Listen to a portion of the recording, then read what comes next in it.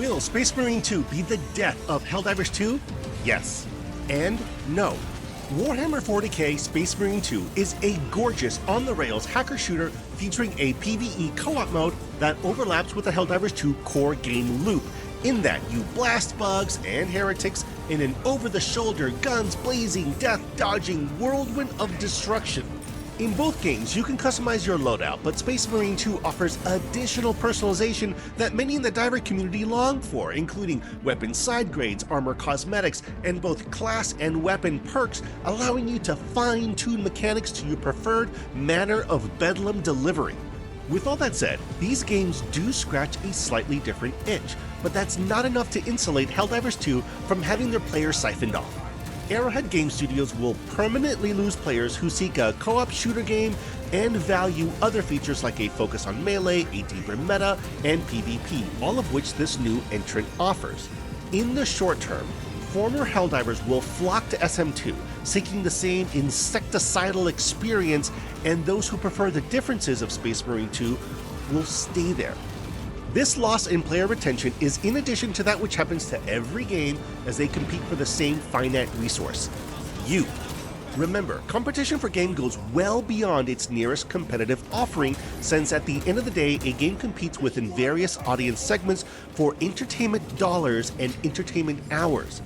Every game will always lose players to other forms of entertainment as its novelty wears off, but even this audience, like some that's lost to SM2, could be enticed once again.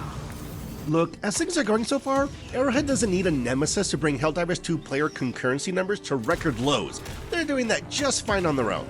However, a key inflection point is coming when it comes to player recapture. For those who don't value PvP, Space Marine 2 has limited replayability given its linear game loop and the few number of enemy types, presenting an opportunity to win back divers when SM2's novelty eventually wanes.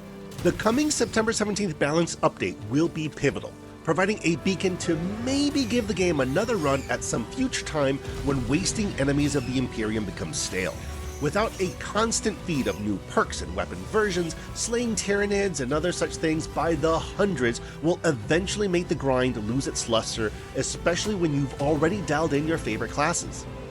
For players who feel burned by Arrowhead for weapon nerfs, over-promising and under-delivering, or the slow pace of content delivery that a live service gamer expects, bringing back divers from civilian life will be a Bile Titan-sized order. The coming update needs to be cranked out of the park harder than an impaler currently sends divers into orbit, and that patch needs to be just the tip of a series of icebergs. Without an array of new content and good decisions, players will once again go back to any new content dropped on Space Marine 2, find other games to play, or other new entertainment options that their dollars provide.